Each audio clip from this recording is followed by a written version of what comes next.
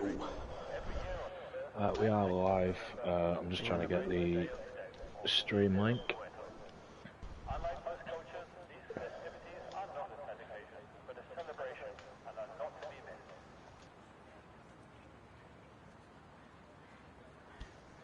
It's nice and dry so far, anyway. That's good. Just check my settings.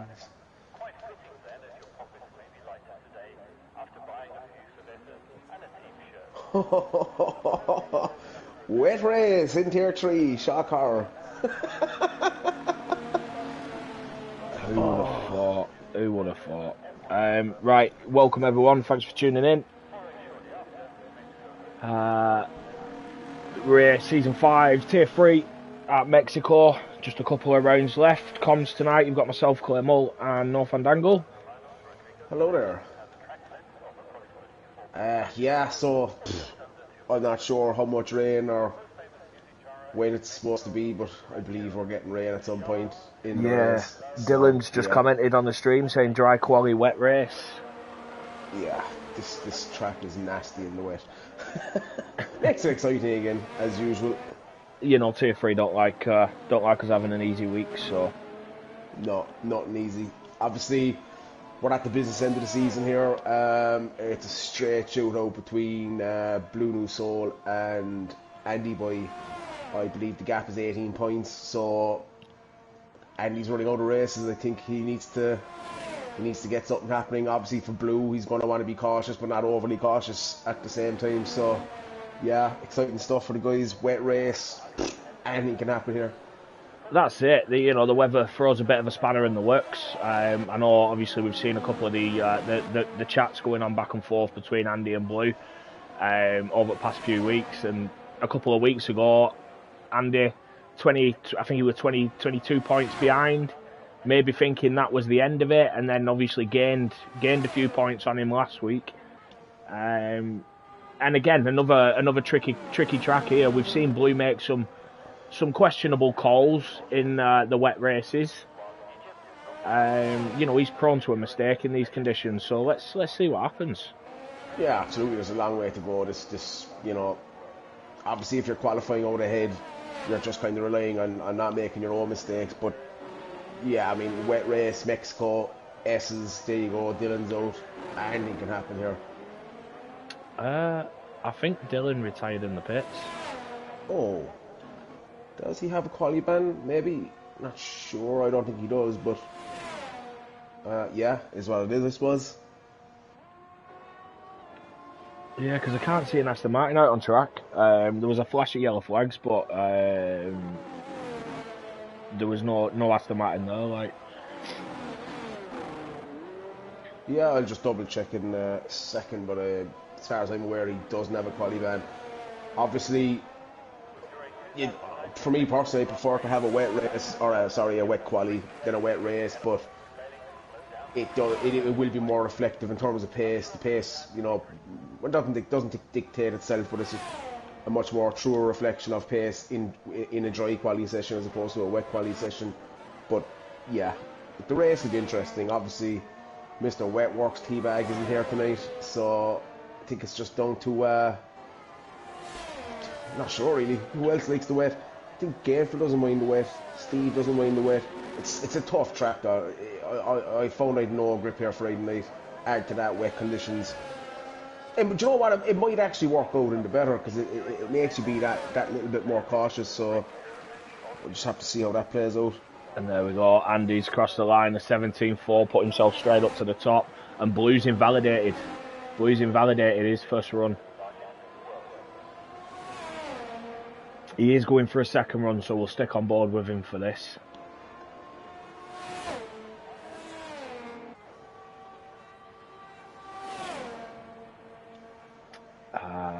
Jampot not too far off Andy's pace, 4 attempts. And then half a second gap down to Matey Boy in P3. Matey Boy is another one who's shown a great turn of pace over the past couple of weeks. Yeah, absolutely. We've been kind of joking in the Williams chat, if he turned up for the first 10 races, we'd be after winning it by now. But yeah, he just seems to. He's kind of your Dimpster, your Blue kind of a character. you know, struggling for points. I think he minimal points after 6-7 races, and next thing, bang, something clicked. Challenging for podiums and wins. So that's great to see. Blue looks squirrely through the S's here. He's running wide on the exit. He has that to lift there, so he will have lost time through sector 2. See how clean he keeps it now through the stadium section. Yeah, just on that, matey boy, obviously having I think it was a P4, a P5, and then a P3 last week. Yeah, Blue's into the pits. At a podium last week, you know, he's on a bit of a good run at the moment, so let's see if we can keep that up.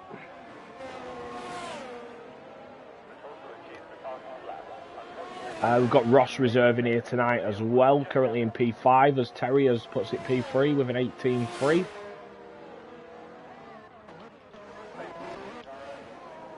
Yeah, do you know what?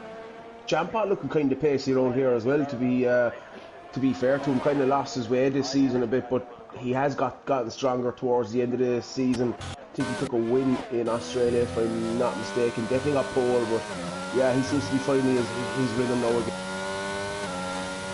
Yeah, it's been a strange season for him. As you say, you know, he was probably up there with one of the people we thought would be fighting for the title, especially after last season, being included in, you know, that 5-way battle. Yeah, I think the season before as well, he was up there and included in the battle. Yeah, I think Tier 3 are going to be happy to see the back of Brandy Boy in blue, if I'm honest. It's probably the worst kept secret. Yeah. I would be too if I was being gapped by a second and I'm still in P5. Yeah, going through doing the standings, and especially last week at quarter, looking at the timings, fastest laps, those were obviously ahead of everyone else, but not by miles. But the finishing gap, they both finished, I think it was 26 seconds ahead of the rest of the pack. Yeah, that is. It's a tough call, you know, especially coming on to a new game. I mean, we knew Andy and Blue walk quick, but we do have this dilemma where the grids are so close, and that's seen every Friday night when we got Tier 3 guys. You know, some of the so-called faster Tier 3 guys reserving in Tier 1. We Chris, who I've mentioned several times as being, I use the word slow, but you know, with respect, slow at the start of the season. And fighting the top guys. He was off in Tier 1 Friday night, took P5, P6 maybe. So it's very difficult, especially coming onto a new game. We do the best we can, but some guys just find this pace after 2 or 3 weeks on the new game. Not really much we can do, but yeah, definitely be off for season 6. Completely agree with what you're saying there. You know, with a new game, it's difficult because some people pick it up faster than others. Obviously, from what we did pre-season for this season, Scotty in Tier 1 was nailed on favourite. He was everyone's favourite for the championship, and he's, you know, whether the handling update changed things, but there's been a couple of changes, and other people have, you know, picked it up, got more competitive, and Scotty seemed to struggle a little bit. Yeah, I was really having this discussion with Scotty either yesterday or Friday night, but I think kind of the whole concept got into his head a little bit, but he's been very, very strong again the last 5, 6, 7 rounds, taking a race win as well Friday night, so he's only, you know, 25 points I think off the lead, 2 races to go, so yeah, again, people pick it up, and that's just the way it is. I think what I've found, and it's to the detriment of some people, my driving style is easy. I think it's the same as yours as well, not very aggressive. So as these games come out, and they only started in 2019, but the games get harder and harder to smash, and I think people are still hung up on the smashing aspect. You need, especially with the new cars, you know, you have less downforce. You just have to take it easy. It's as simple as that. Yeah, absolutely. I was just speaking to Hound before we started this session, and said there's going to be a lot of positions to be made here where, you know, people attacking the curbs like you used to in the old game, whereas it doesn't work with these new ground effect cars. No, it doesn't. And obviously with the ground effect, you're going to want to you're going to want to run as low to the ground as possible to give you that straight line speed. And it's a trade-off. I noticed the first S on the right here, on the S of the curve is quite high, and I actually found I was grounding when I was going over that curve. So yeah, it's a trade-off. It's a trade-off. You just have to take it easy.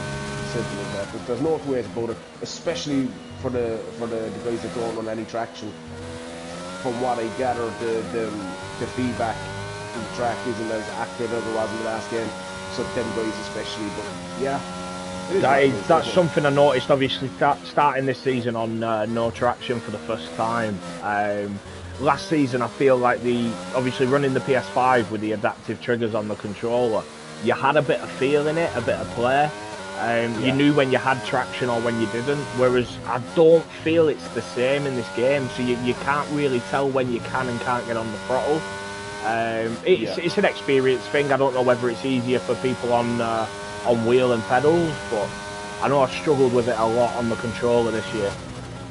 Yeah, like I'll be honest, I've noticed I'm getting a different feeling through my wheelbase on this game as opposed to the last game.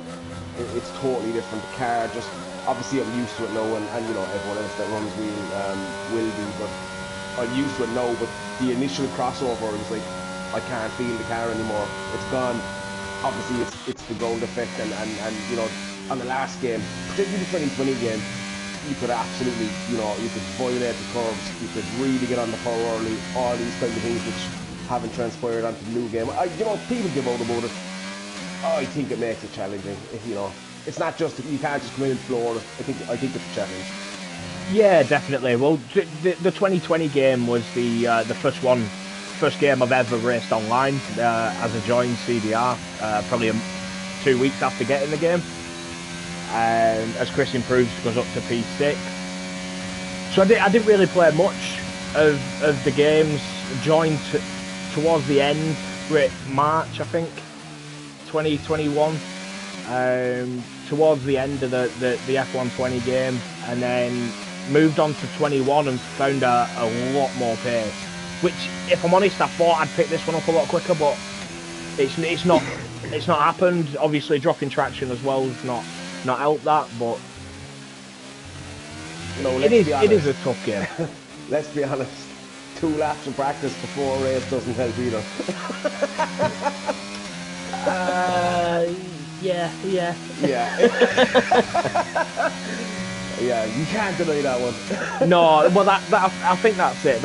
It sort of feeds into what you were saying a minute ago anyway, that, the old game, I could do 2 laps of practice, rock up and take a podium. On this game, you have to put a lot more time in it. It's not the same as the last.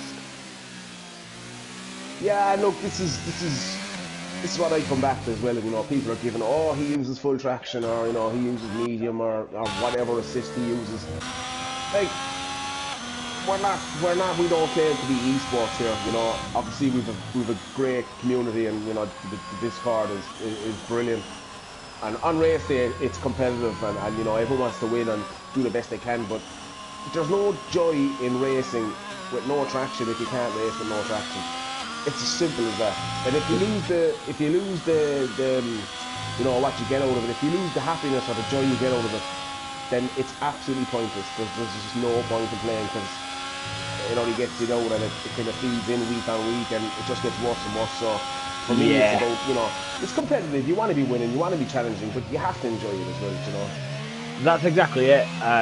Following a conversation with yourself, obviously I decided that no traction is no good, because I've not got time to put the practice in. So I did dip onto medium, and I have ran full traction for the last couple of races. And I am finding it a lot more enjoyable. I'm actually able to finish a race, which, I've not done for the first half of the season.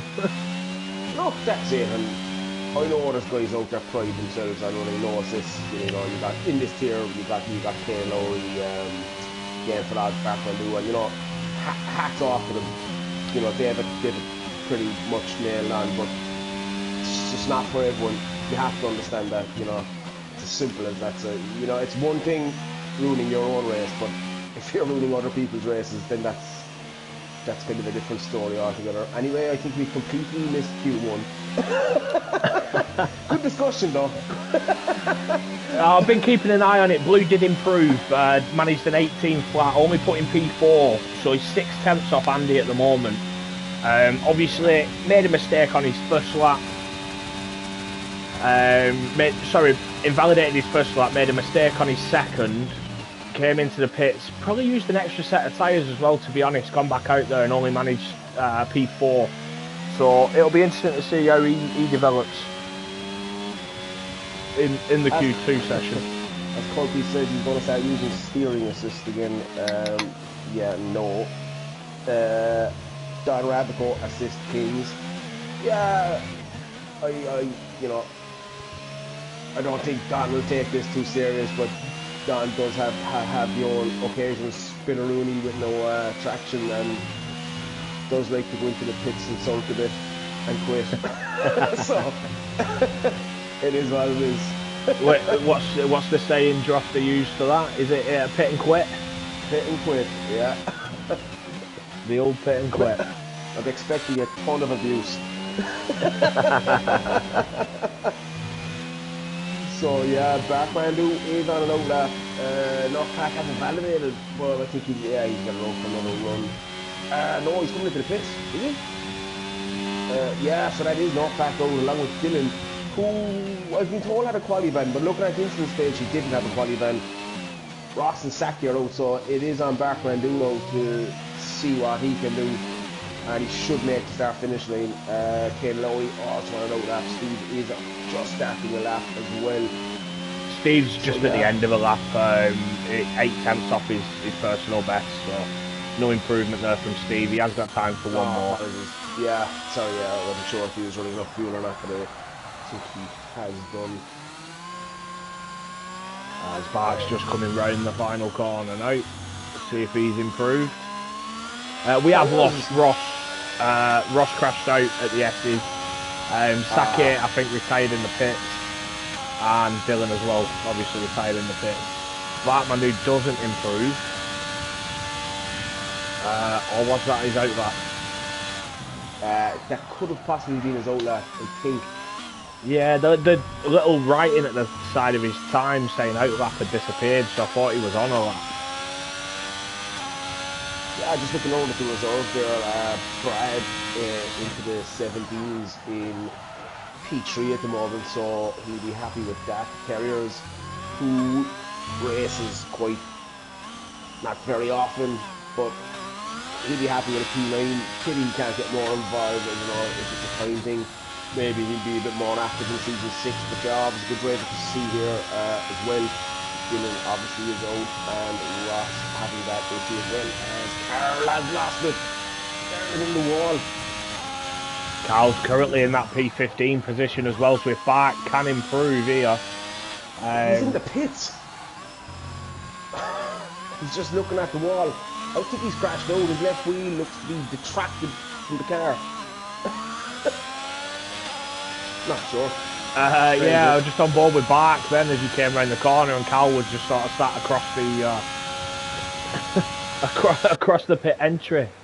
Yeah, he's definitely not got a front left wheel though. Yeah, you can't park there, lad. As Kane Lowry goes up to P4 with an 18 flat as well, drops Blue to P5. But I think that is it now. The only person still on a lap is Gameful, who's moving out of the way of an AI car.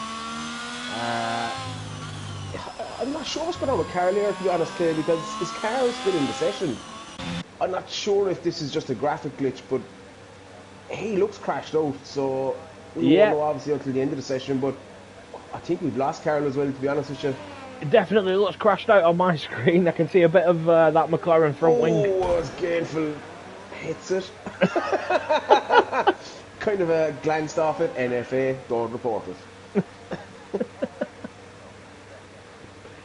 Yeah, definitely a bit of a strange one though. I think we had something similar in Season 2 earlier in the season. Sorry, in Tier 2 earlier in the season. I think it was at France. Paranoid, again, I think Paranoid's in the McLaren as well, isn't he? Driving around with 3 wheels on. You know what though, it's one of them, it's one of them pit entrances. It's kind of a bit like Abu Dhabi. You can't, if you come in too hot, you can end up in that wall on the left quite easily.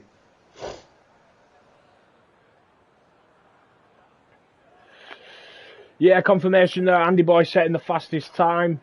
Jam Pot not too far behind, 4/10. Brad close there as well in Kane Lowry. Blue, obviously in this title battle with Andy, currently in P5, 6/10 off. We are losing Dylan, Nerfpack, Saki, Bark, Carl and Ross. So Carl must have crashed out. It is saying that he's out of the session now. Yeah, obviously that's not going to be great for the McLaren boys. Obviously there's still a constructors title up for grabs. I think the Williams are currently 241 ahead with 356 available. Yes, I have number crunched. I'm looking for a fifth constructors title. So yeah, look, obviously Carl and Saki aren't in with a shout of a drivers' championship, but then obviously a constructor title is still nothing all wrong with that. It's still respectable. It's still a good thing to have and to get that medal next to your name. So I was just going to say that you still get a little medal next to your name in the Discord. Yeah, absolutely. You know, it's funny. I always, watching Formula One, just over the years, I always found, obviously the team that wins the constructors more often than not has the driver champion as well.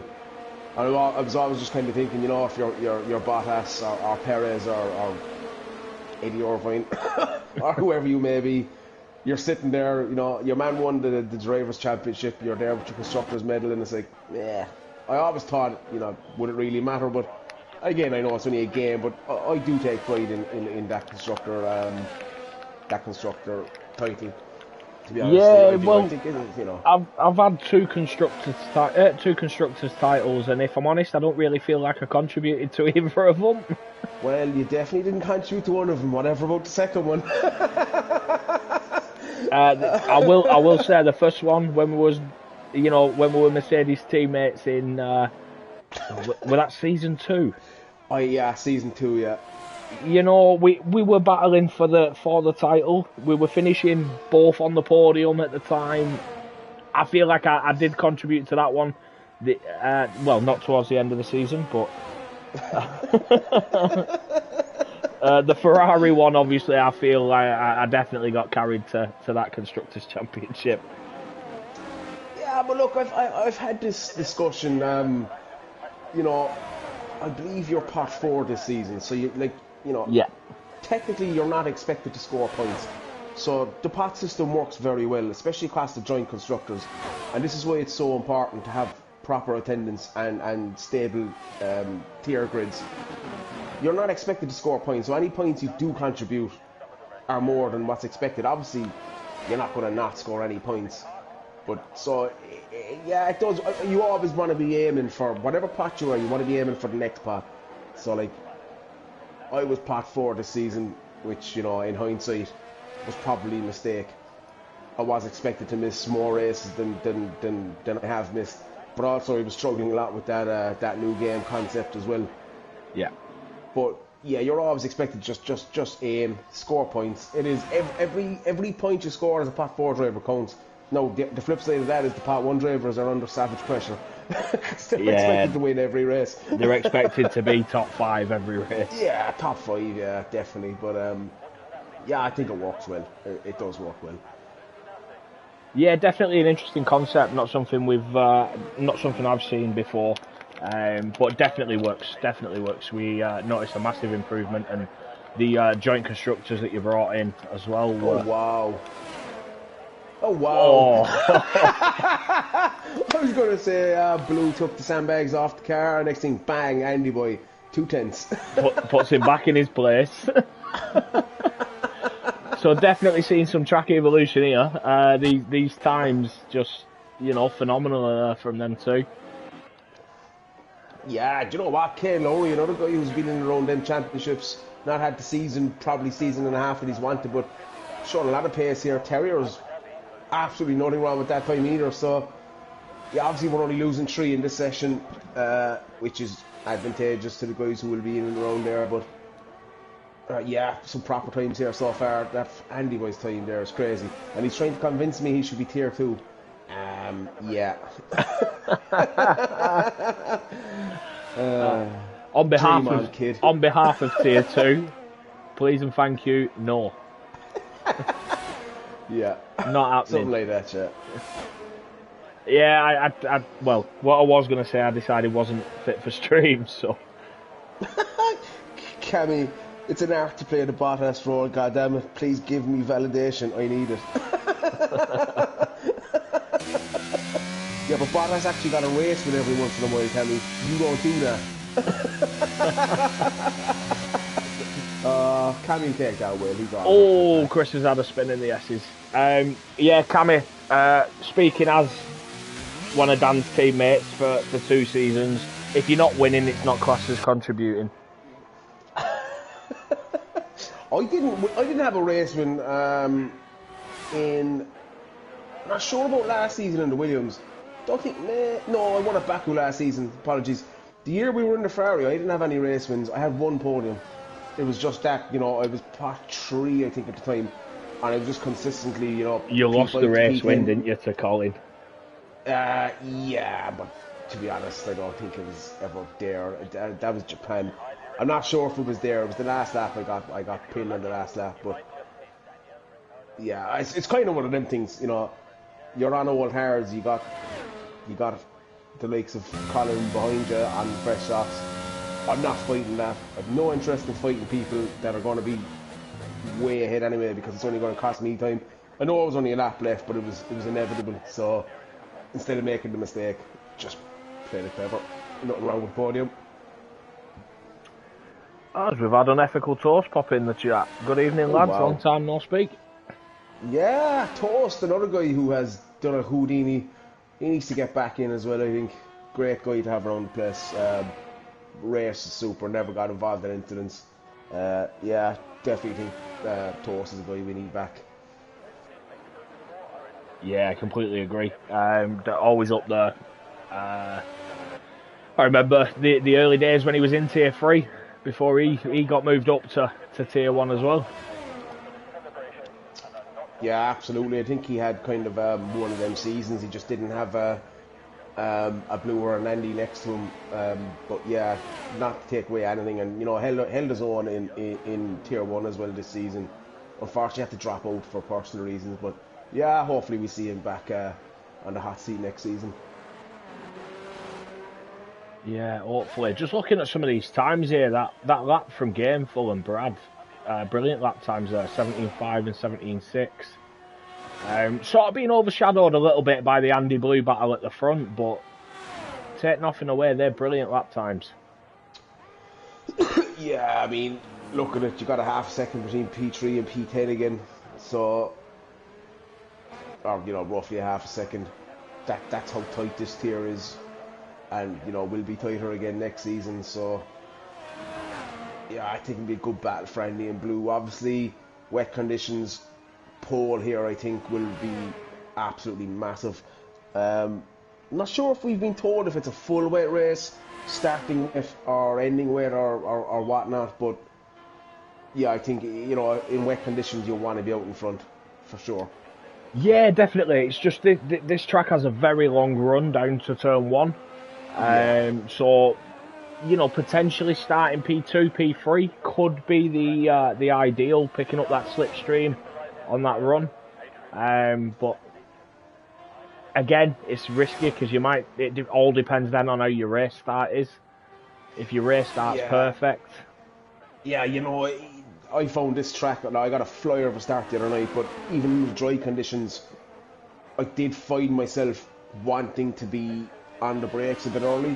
I mean, technically, down that straight, you could go 4 wide, but the corner doesn't really suit 4 wide. I think 2 wide is more than enough. So yeah, it's going to be one of these. It's as simple as this. If everyone goes trying to gain positions, we're going to have carnage at turn 1.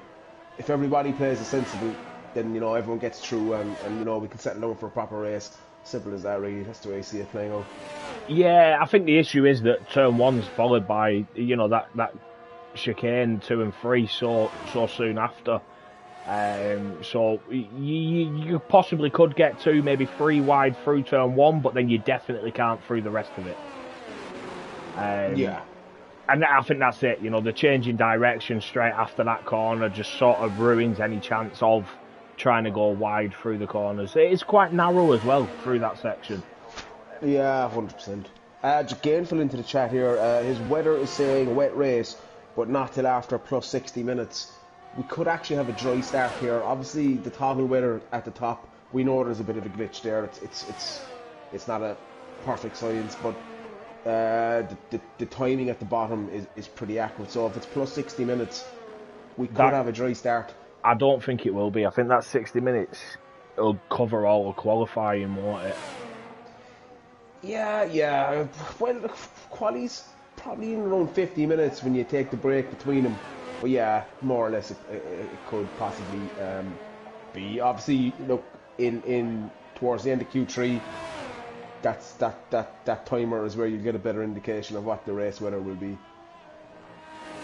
Yeah, definitely. As Luckman invalidated his first lap, managed almost an 18.6 on his second lap, and then he's invalidated his third.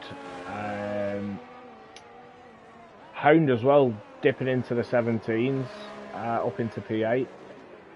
Matey Boy now out on an out lap, 18.1 at the moment, and also currently in that danger spot, that P10 that everyone wants. Yeah, it's very tight there, to be honest. I think King Upton made a mistake on his lap. Oh, Brad, what a lap. A 16.9. Oh, wow. Brad could have a say in where this championship goes. Yeah, that's a phenomenal lap there from Brad. Sort of came out of nowhere as well. Already seemed to be safe, really, with the first lap he had. But yeah, wanted another just to put himself in this battle at the front. So let's see what effect he has on the race. Yeah, do you know what? You hit the nail on the head there. I'm pretty sure in Q1 and 2 I did one lap where I got the time that I needed to get through. I attempted another lap and I just had to back out because I wasn't willing to push it with the risk of crashing out, particularly in the S's, and my time just fell away. So I think if you can nail one lap, it's probably advisable not to do another one, depending on what time you get. But Brad choosing not to do that and not too far off of P100 a tenth of a second. So be interested to see how Q2 plays out, and very interested to see how Q3 plays out. Yeah, definitely. It's something we've said a number of times, I feel, over the past few weeks. People, taking a risk with a time that sees them through, going out, especially when we've seen some of the wet conditions that we've had this season. I think, I'm not sure if it was Teabag back in Abu Dhabi. Already set a time. I think he was in P4 or something at the time after his first lap.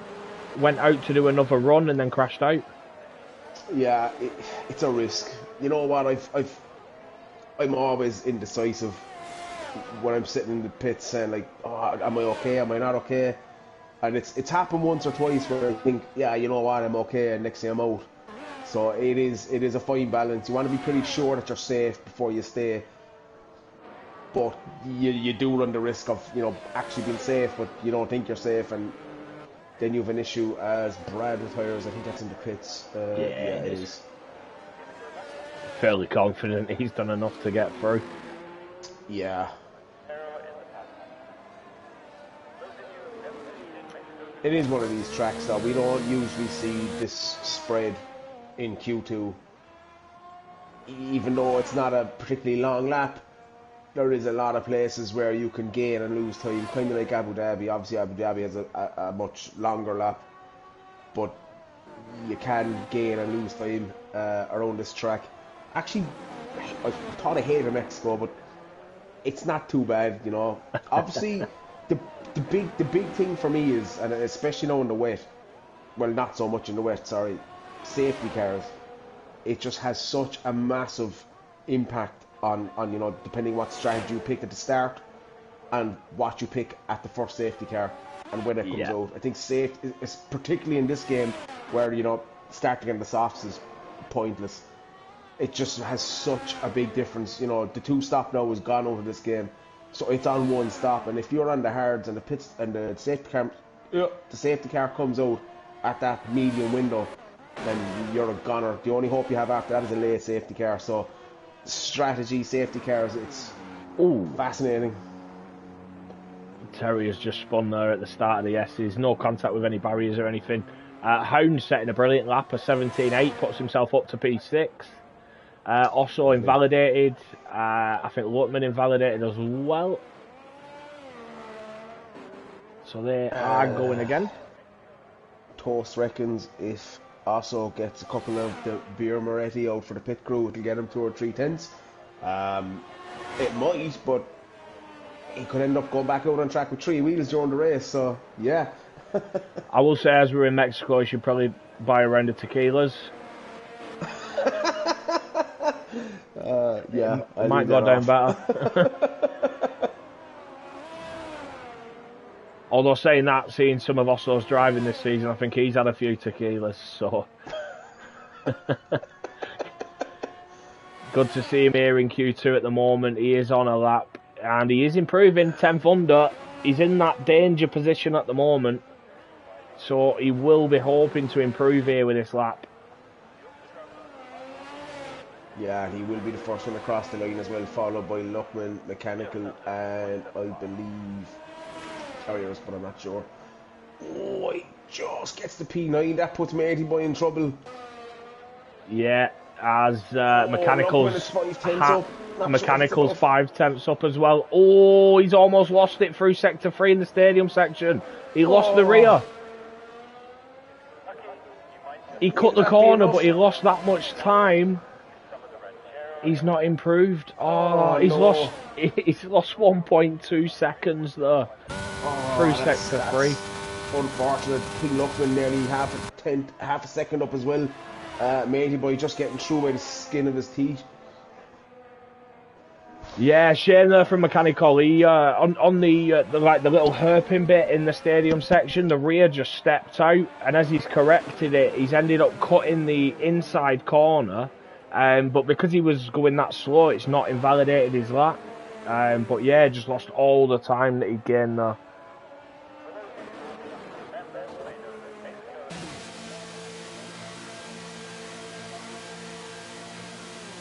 And yeah, Chris into the pits. He invalidated his last lap, so that is how Q2 is going to finish.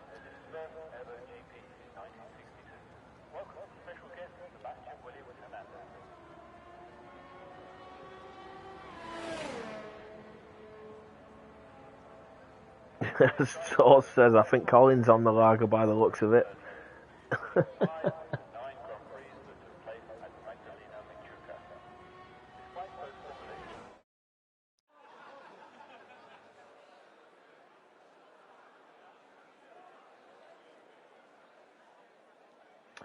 Confirmation there, the 3 drivers we are losing from the Q2 session are King Lutman, Mechanical and Chris.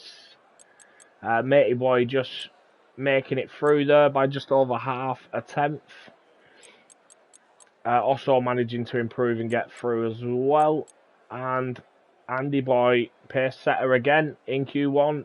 Brad very close behind, and Blue just managing P3. So let's see what he's got in store for Q3.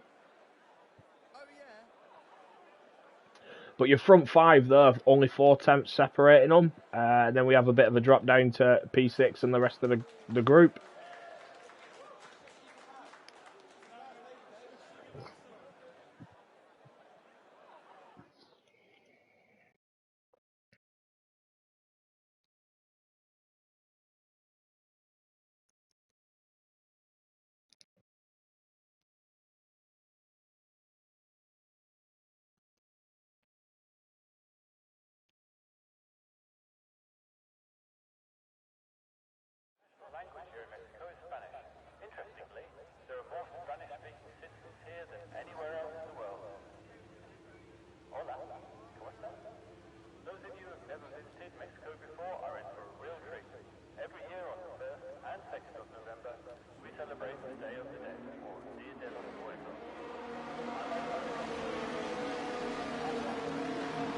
As we get underway in Q3, a couple of cars going out on track. First one, I believe, is Kane Lowry.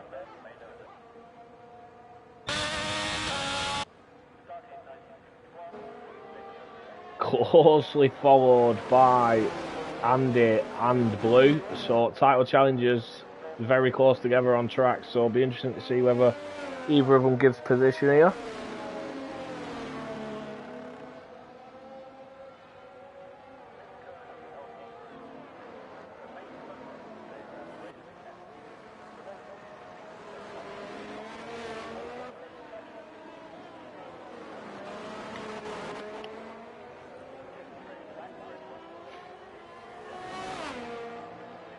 As also makes it through to a Q3 session, and I don't think we've got any of the ozone here.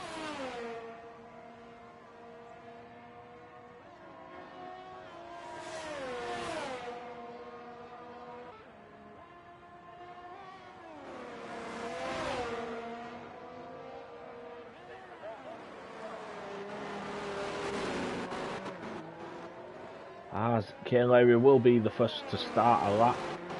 Andy and Blue still just behind him, not too far.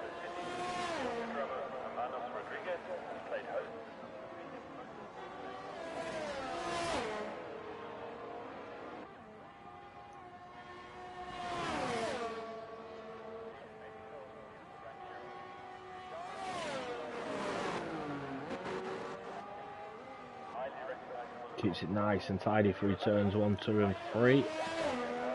DRS open. Oh, it's open, sorry.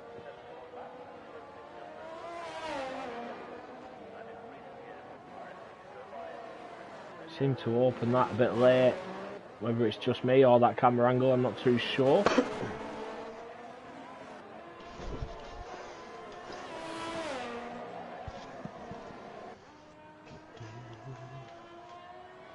Who are we on board with, Clay? Kane Lowry, but he's just invalidated, so I'm going to go to Andy Boy. Yeah, Andy Boy obviously top in Q1 and Q2, so yeah, I'm expecting good things here. I think his quality times in Tier 3 are far better than Tier 1, so that sandbagging ain't going to work. As he comes around that final corner, goes slightly wide, but let's see what he can do as he approaches the start finish line. Wow, 16.6 for And we got Andy Blue Boy. going across the line now, a 16.8. 16.8. Yeah, I think, you know, from quality so far, I think Andy just has the edge at the minute. Brad setting a 17.7, so based on what we saw from him in Q2, we will be expecting him to improve. I've gone on board with Hound, but for some reason it's showing me a Ferrari. Oh, yeah, it's just changed. Now I'm on board with the Red Bull. Just looking at the Q1 or Q3 quality times for Friday night, and Blue No Soul with an 18.2 shows up Tier 3 a 16.8. Either they think we're stupid or yeah. They're saving the engine on a Friday for the Sunday race. Q3 laps with 17 laps of fueling. Doing a race sim.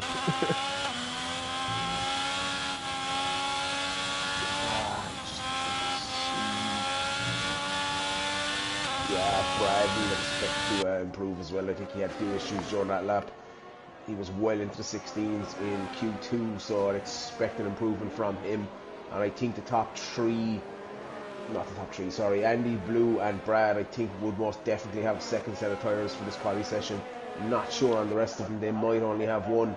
But yeah, them three definitely have a second set of tyres, so I do expect to see another improvement again on the second run. Yeah, I'm assuming that Blue has used an extra set of tyres than Andy, because he made a mistake in that first run in Q1. Yeah. So I think Andy definitely has the edge in this session. Not too sure how many tyres Brad or... I know Andy's only done one run in each session, but not too sure how Brad's done. Cammy, please, for the love of all that's holy, let him skip Tier 2. Yeah, Cammy, you might find yourself in Tier 1. Cammy actually started out in Tier 1. So, yeah. Did he? Yeah. Tier 1 reserve back in the day when he joined and wasn't very active and didn't reserve a whole pile until he decided he wanted to race full time. Yeah, got into Tier 2 then and yeah. Yeah. So, yeah, there we go. I was just, no offence to Cammy, I was just sat here wondering who made that decision. But if he was a reserve, you know, it's different. I think that was at the time we didn't have a lot of reserves, to be honest, in Tier 1. Yeah, could have been something to do with that as well. And his trial actually was obviously it was on the last game, but I don't think he was a million miles away from me, but yeah. So a lot of guys in the pits at the minute. The Terrier is choosing to go out early. This is his first run. This is his first run. Ah, okay. Maybe he only has that one set so as well. Yeah, Gameful invalidated his second lap. Mate is invalidated his, so they're back into the pits now. Terrier's the only man out on track. And as I say that, Brad's on his way out of the pits.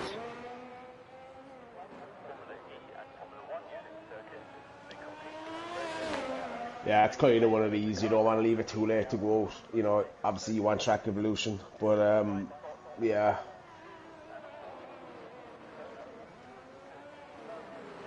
It's one of them. It depends on your strategy, whether you're hoping to get extra runs in,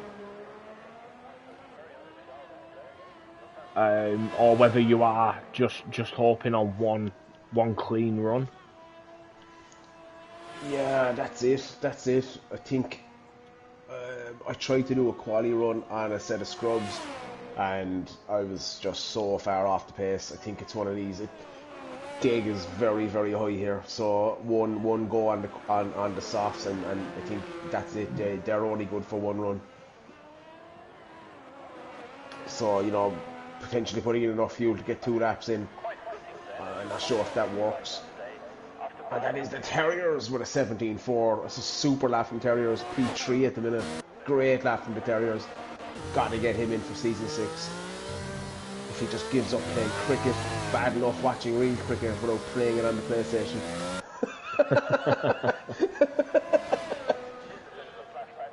Yeah, cricket's one sport I'm not a massive lover of. I can sit and watch it, but yeah, it's not for me. Yeah, Don Rabico trying to play games in the chat. Yeah, don't think that's going to work.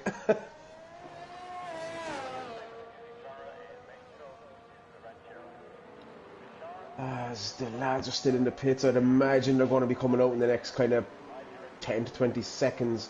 I'd imagine Gainful is already on an outlap. Yeah, it's one of these as well. Also just come out, and I think that's Hound just on his way out of the pits as well. Yeah, I think Andy's in a position here, if he does have that fresh set, he can go and absolutely smash a lap in. If he crashes, he crashes. If he dies, he dies. As the Terriers takes the bollard on the entrance to the pits. That is a 30-second penalty for the race, unfortunately. I thought you said you wanted him to race next season. Oh, sorry, that's 30 seconds taken off his race finish. As Brad 16.8 puts himself P2. Yeah. I said it in the last session. I think Brad could play a part in this race. Yeah, definitely agree. You know, he's putting himself in that battle into turn 1, which will be interesting as well. See how the race pans out with the wet weather. Blue and Andy probably hoping that it was just them two racing at the front, but it's not looking that way. Blue's just on an outlap now. Andy's still in the pits. He's just coming out now. Does he have enough time to get to the line? 140? Yeah, he should do. Yeah, it's tight, but I think he'll have to take a bit out of his tyres to get there, you know, in time. But he should get there. Yeah, he should, unless something major happens on his outlap. But yeah, one final run at Mexico here, the third last race of the season. So at the business end, as they would say. As they would say. And the jam pad is up in his time as well. Not sure if it's enough to gain a position, gain for sneaking in there. Gainful P4 just with a jumped up, 17.2. yeah, 17.2, put himself into P4. Yeah, Jampot had an issue there as well. He's had lost a lot of time in sector 1. Also almost 5/10 under at sector 2, but he is down in P8 and 18.3 at the moment. Keeps it clean through sector 3. Manages a 17.6, but doesn't improve position. Stays where he is. Yeah, it's unfortunate there. It's decent lap, just not enough to get any improvement. I know we've got Blue just started his hot lap, so we'll stick on board for this, and then we'll flick down to Andy for the grand finale of this Q3 session. Yeah, Blue will get into the 15s. He always does this to us. As he is over a tent up in sector 1. He's just keeping the viewers entertained, keeping them interested. Oh, and he also up just under a tent in sector 1, so this is going to go down to the wire here.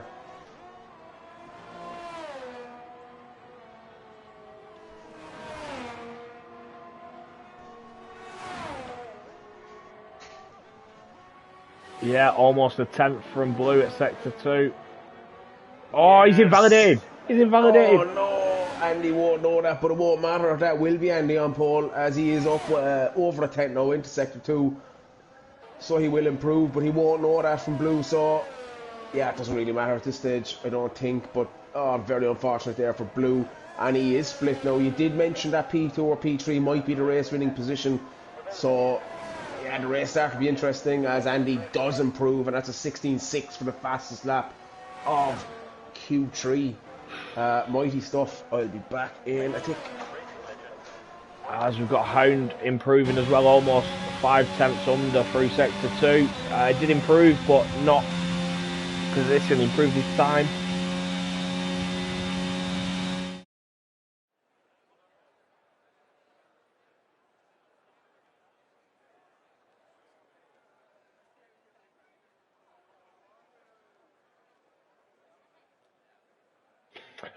Confirmation there, Blue, Andy Boy, setting the pace in Q3, taking that pole position, and a bit of a gap, almost quarter of a second to P2. Brad putting his name in with them two as well in the battle. Blue invalidating his final run when he was looking to improve, only managing P3 at the moment. Kane Lowry P4, Gameful and Terriers on the 3rd row, Jampot Matey on the 4th, and Osso and Hound rounding out your top 10.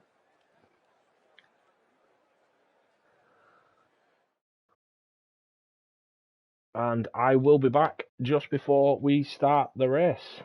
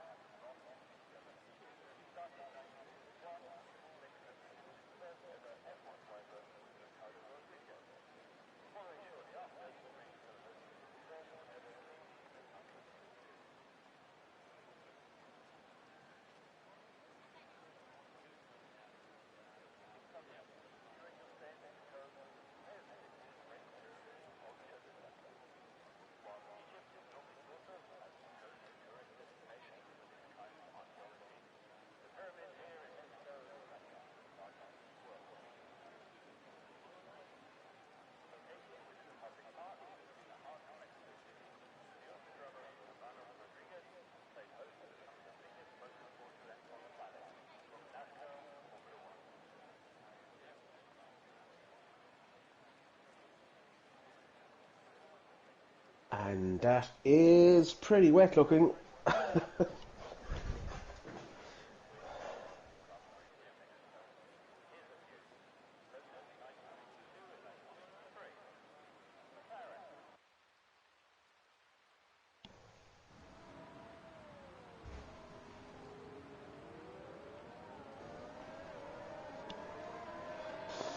Ooh, I think we got a bit of confusion with setup for the rain. So that's definitely going to be an issue, certainly for Gainful Odds. Not sure who else, but yeah, as as T-Bag has pointed out in the Discord, it is on dynamic and it can change to make it more realistic on the game. So yeah, that could be an issue. It's a full weight race. Predicted one-stop strategy, maybe two. You don't have to stop in the rain, obviously, so someone might try and brave it out. But yeah, Gainful feels like an idiot. It is what it is. This is nothing you can really do about it. So yeah, Clay, full weight race. Yeah, as I said, the timings that pop up where it shows you plus 5, 10, 15 minutes, regardless of what session you've got selected in the top, the timing is live timing. So Yeah. it will say 60 minutes of rain in Q1, Q2, Q3 and the race. But the graphic itself would have shown that Q1, 2, 3 was dry and the race was wet. So yeah. Yeah, full wets as well, not intermediates, it's full wets. So yeah, it is full wets, and you know what, I found even the other night on mediums, it was tough to get tyre temperature. So yeah, let's hope the guys get these tyres warmed up, and hopefully we don't have carnage into turn one, and you know, settling for a decent race here. Yeah, it should be very good. Wonder how the weather will play out through the you know, the rest of the race, whether it does ease up a bit, we might see the intermediates, or whether it's going to stay full wet all the way through. Yeah, from experience on these games, it's either full wets or full inters to dry. I don't think. Yeah, sorry, even inters to dry or dry to inters. I've never seen it go from full wets down to inters, and vice versa. I've never seen inters go to full wets. But yeah, who knows? Let's see. As they are lined up on the grid now, so we should get going. I'll leave it off to you, Clay. Yeah, a bit of a strange camera angle. I can't see the lights, but I think we're away. As I'm on board with Andy at the moment, he's got his ERS on. Yeah, there we go. Brad we see this. Got a flyer. Brad got a flyer. He should take him into turn one. Oh, will he get close enough? Mechanical up 8 positions. No idea what's going on there.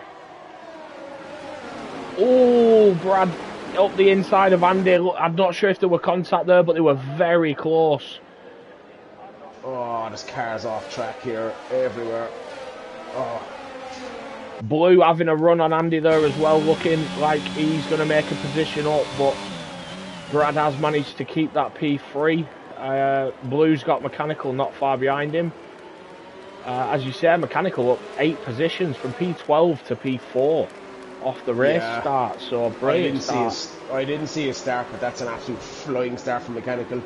Yeah, as you said, them positions were all made up on the straight before turn 1. So yeah, something must have happened there, because you got Hound up 5 as well. Yeah, I wonder if there are a couple of slow getaways. Maybe the Kane Lowry Gainful, you know, the guys running no traction. As Blues had a bit of an incident there. Mechanical's up to P2. Yeah, that looked a bit adventurous at best. The Ferrari off in the background. Yeah, I think that's Gainful. I don't think he has a setup for the wet clay, which won't help him. Jack Collin up 10 positions at the moment. Blue is going to have a run on him here, Don. He does get a better exit out of the last corner, so this will be a fight all the way down into turn 1 here, I think, as Collin is running stupidly low wings. So yeah, we see Colin pull away though. Andy Boy with a 6-second lead as we just start lap 2. Unbelievable. Andy doing what he needs to do, leaving a battle behind him with Blue, unfortunately, involved in it. Hound's made it past Brad now on that straight as well. Yeah, Colin must be running slightly lower wings here than Blue, because Blue seems to catch him through the corners, but then as they get onto the straight, Colin just pulls away. Yeah, and like, it's going to be very, very difficult here in the west to try and pass if the lower wings are being used. It's difficult. Blue is having a look, and he is obviously running a lot higher wings because he's really catching Colin, and he will do here through the S's. Yeah, Colin going very slow, but yeah, Blue looked deep into the first part of the S's there. But that's it. This is not an overtaking position, so Colin's not really in a bad position. Blue's got a better run on him here, but now we've got a bit of a straight. Colin's going to just open up again, and he has. And we've got a VSC. Who's that? That's Ross. Oh, Blue's in the wall. What's happened there? I didn't see him in the wall. I just see him stopped on track. Yeah, sorry. I think he's slammed on. I don't know whether it's the safety car Delta glitch or what, but Blue has just lost three positions. Yeah. No idea what happened there. He just stopped on track. I'm not sure whether the VSC, the Delta that comes up with the VSC, everyone's just slammed on, whether Blue's maybe tagged. No, he didn't appear to have any wing damage. I'm not too sure whether Colin's slammed on in front. He's got the overtake message, so he's slowed down again, and everyone else has just gone past him. I'm not too sure. But as we always say, you know, these Delta glitches, they happen. If you pick up a penalty, just appeal it afterwards, continue. It's dangerous to slam on. Yeah, look, we've mentioned this before. You know, if you're obviously when that message comes up, you're just thinking penalty, but you know, do not slam on with cars behind. Keep going. That penalty will be taken off after. We've mentioned this several times. But yeah, this could be detrimental to Blue. Down in P6, Andy up in P1. If it finished like this, I think Andy'd be quite happy. Yeah, this is a full safety car now as well. So this will squeeze the pack up. Hound up 7 positions in P3. Mechanical seems to be the winner here. And you know what? Unless anybody gets a flyer of a start, Mechanical is going to be all over the back of him into turn 1. Especially with them lower wings as well. That long run into turn 1 is going to be... He's going to play into Mechanical's hands, really. You know, what he suffered through quali, invalidating... losing all his time through the stadium section. He's already made more than that back up now at the start of this race. Yeah, definitely. Yeah, Ross said he was collateral, unfortunately for him. Yeah, tough track in the dry, even though wet conditions, but it is what it is. You know, it's the same for everyone. Tire temperatures here though under the safety car will be difficult. Very difficult, and he needs to squeeze up in the back of that safety car or it's not going to come in though. That's the only thing, as the field is fairly, just a few stragglers. Yeah, it's a few stragglers at the back, but they should be on the back of this safety car should come in this lap. Yeah, Andy had the gap to 6.9 seconds when this safety car came out, so yeah, you know, Andy was already in Brazil. Yeah, Andy was in Brazil, happy days. Carl Trim, as we mentioned, the constructors previously played. Carl Trim up to P9 as well, so he's made 6 positions up, so he's in a lot better place than he was at the start of this race. Saki down in P16, currently just outside the points. As I look to the Williams, you got obviously Andy in P1, Matey Boy in P2, losing out 2 positions on the race start. But yeah, that is just the constructors' battle. Obviously, this is tier 3, so the main one here is Blue and Andy at the minute for the Drivers' Championship. And Blue all the way down in P6 after what appeared to be a Delta glitch. So, yeah, still a long way to go. Anyone, and you think anyone might try and not stop play? I definitely think Hound will be thinking about that. I know he's one who's fairly good on tyres anyway, and I think he has done a no-stop previously. Yeah, you can guarantee Honda's doing that. there's no thought about it. He ain't stopping. End of story. As I say, it just depends on the conditions. Whether it does start to dry towards the end, I don't know. Obviously, it's difficult for us. We don't see a forecast, but Yeah, it definitely seems to be raining very heavily still. yeah. T-Bag just asking, is it drying? I don't think so. The sky is still black. I think that's the first indication on this game. You see that sky just brighten a bit, and next thing you get a bit of blue, and you're in the dry again. But yeah, not for the foreseeable anyway. That is looking into the pits as well. Does he need a wing? He's hardly pitting for fresh. Yeah, no, he is pitting for fresh sweats. Phew. Could that? I don't think Luckman will stop again. Be interesting to see where he ends up after that. Yeah, interesting decision, but you know, he's down 7 positions from there, so he started P11. Is it the right call? I'm not too sure. It seems a bit early, to be honest, because we'll probably get another safety car. I'd have probably dragged that first set out a bit longer. Yeah, it's hard to know. We won't know until the end, obviously, but yeah, Dylan also decided to stop, who was towards the back anyway, so I don't think that's any great loss to Dylan, so probably the right call from Dylan. But yeah, another safety car. You know what, Clay, even another safety car, it's such a hard place to overtake. You might be able to keep someone behind with dead tyres for 5 or 6 laps. Yeah, as you say, we just seen that Blue obviously showing he had the pace on Colin, but could not pass him. As we get the safety car in, this lap message, so Andy will slow the pack now through the stadium section. And it's crucial for Andy, I think, to get a good run here. To make it a clean start and get away. He needs to back it up a little bit. That safety car is still not in the pits. It is only a short run into the pit lane though, yeah. Yeah. And it's still coming round. I think once it's crossed the finish line, it's good to go, which it has done now. So Andy has gone. Oh, there's massive contact. Hound is in the pits. Blew up 2 positions. Not sure what happened there. I just saw. I was looking behind from Andy, and Steve was horizontal. No idea what happened there, if I'm honest. Yeah, I completely missed that. I just saw in the background, I saw Hound's name dropping down and saw the back end of his car. Yeah, there was big contact. I'm not sure who with. But yeah, that plays into Blue's hands now. He's up into P4 again, all of a sudden, not looking too bad from Blue. I'm trying to work out who was in P4.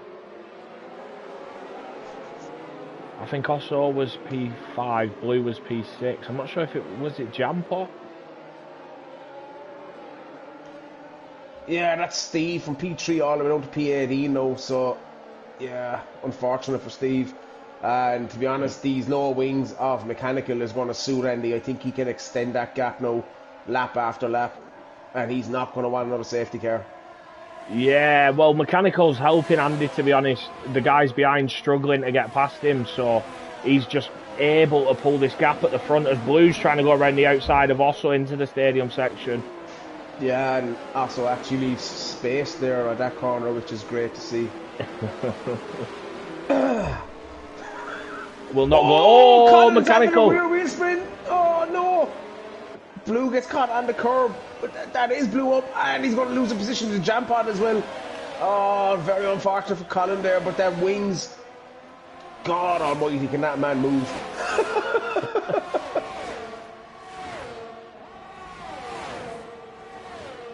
Oh, he's Colin making a lunge up the inside of Jam. Here he is into turn 1, and he's right on the back of Blue already. All that time lost, and he's made it back up.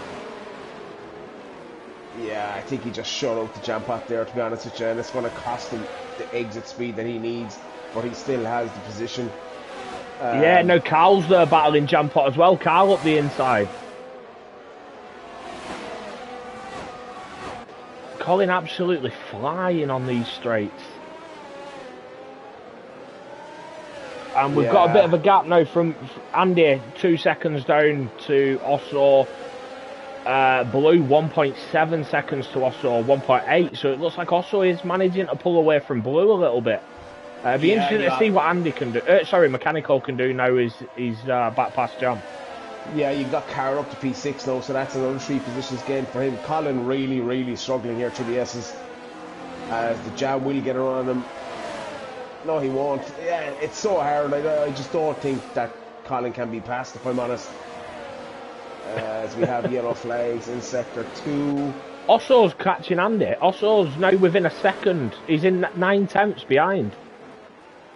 8 tenths. He's just gaining. Corner after corner.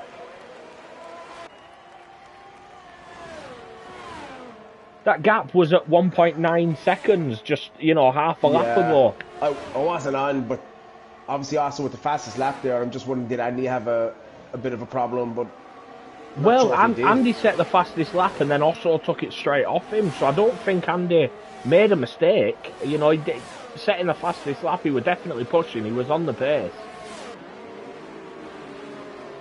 But also now 2.7 ahead of Blue. Oh no! Kane Lowry and Matey have it coming together, and Chris has got caught up in that as well.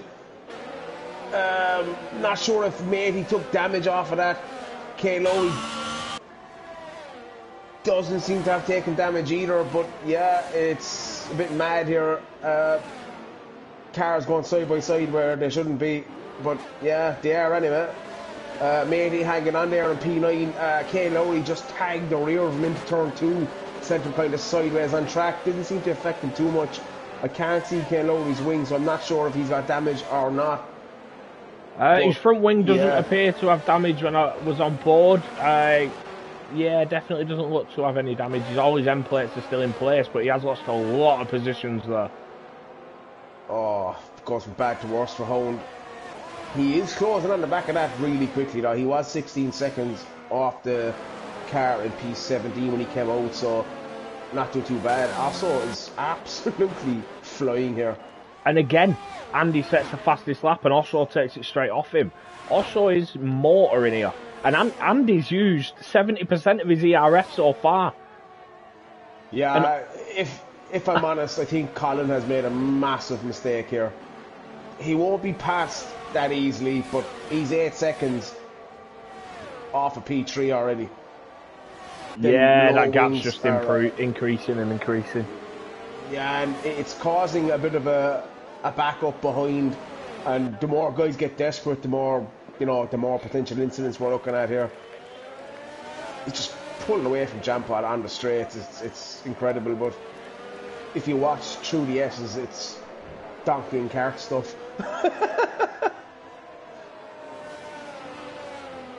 With respect, obviously. Yeah, definitely struggling through the corners. Also in P2, and none of the ozone are here. Yeah, and he's defending so hard as well. It's actually costing him time to the Jampot because he's taking the defensive line every time. Can the Jampot get a run on him here towards the stadium section? No, he won't. So, yeah, maybe he will. No, not quite close enough. Pulls back in behind him.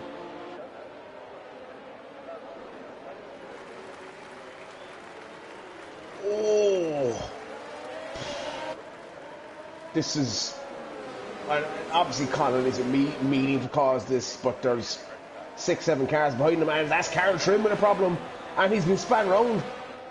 This is what I'm saying. So many cars close together, and he's accelerating into the wall now, which isn't ideal. Very unfortunate for Carl, and he's going to need a wing as well.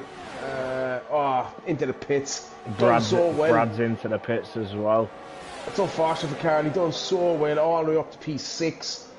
Yeah, and he has quit in the pits, which is absolutely pointless, but is what it is. Yeah, I think everyone's getting a bit frustrated being sat behind Colin here. Not so much for his defending, just his car's so quick on the straights and so slow in the sections that you can't actually overtake. It won't be long, I think, until Jam as I say, frustration boils over and he sends a move. Yeah, I just don't understand as Carl is now in Discord saying pointless. It's not pointless, keep going.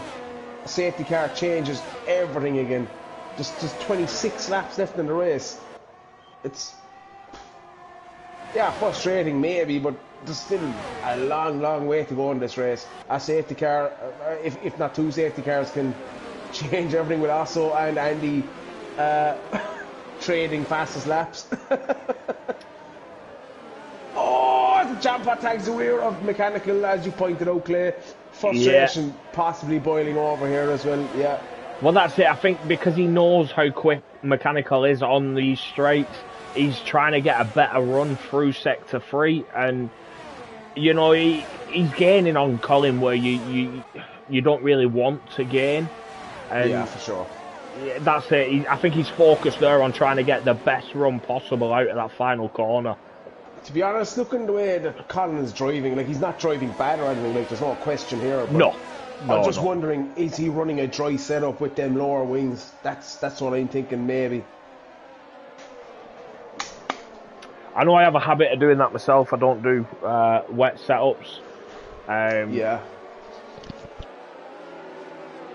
To be honest, if the race was full wet and I expected it to be full wet all the way, I probably would up the wings a little bit, but if I was a bit unsure, I'd stick to a dry setup. I always do, and just sort of tweak my driving style to the conditions.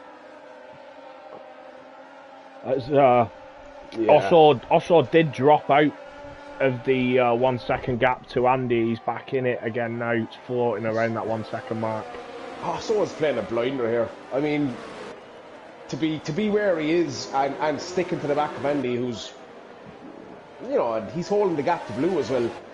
It's mega tough from Osso, having a great race, and obviously mechanically being in P4 now 16 seconds back. It's suiting them big time here. Well, that's it. We're not too far off your front three being able to make a free pit stop. Yeah, I think another 5 or so seconds, which would be 2 or 3 laps. The question is, do they do it or do they not? I think with that safety car, the temptation to run here without a pit stop is a lot. It's quite high. Yeah, Hound back up to P13 as well after his spin earlier on the safety car restart. So, you know, when all looked lost, he had to pit. Came out 16 seconds behind. He's now up to P13. So, good drive from Hound there, keeping his head in it.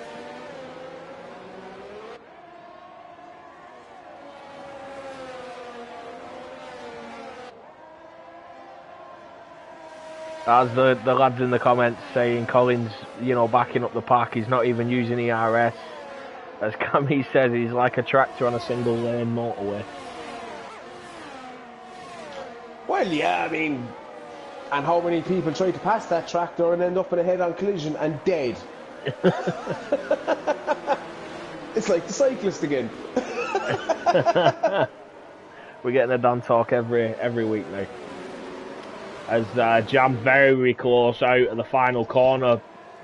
He's looking to make a move up the inside, but now Colin's just going to pull away. Terrier's into the pits. Not too sure what's happened there, but he's pitted from P7. Jam's very close here, within 2 tenths as they come into the first turn, but no, sits behind. And that's it now. Jampot's using a lot of his ERS to try and challenge, and Mechanical's just combating it with his straight line speed, and you know, using the ERS a little bit. He's using it a lot more sparingly than Jam is. Dylan on the back of Gameful as well.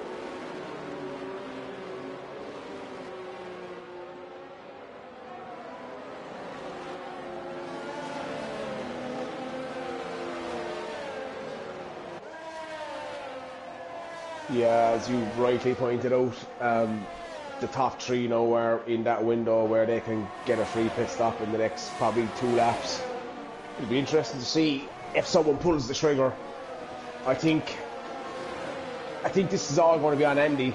You know, also behind is going to be, you know, do what Andy doesn't. So yeah, I just wonder. I wonder if Blue maybe could, you know, pull a bit of an undercut, as to say, you know, come in, get the fresher tyres, probably be a fair bit quicker, and then, you know, there may be a safety car. Yeah, for sure. It's a hard decision. It's an interesting one, as we've got Gameful into the pits as well.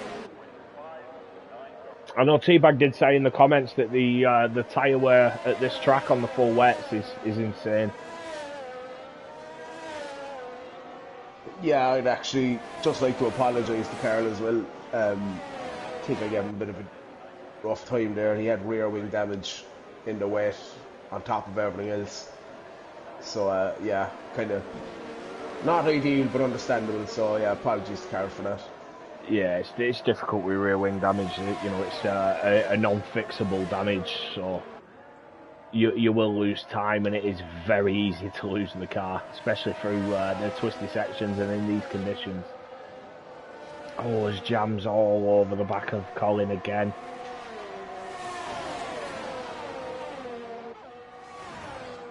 And that's it, you've got Colin, Jam, Matey, Dylan now all within 6-7 tenths of each other.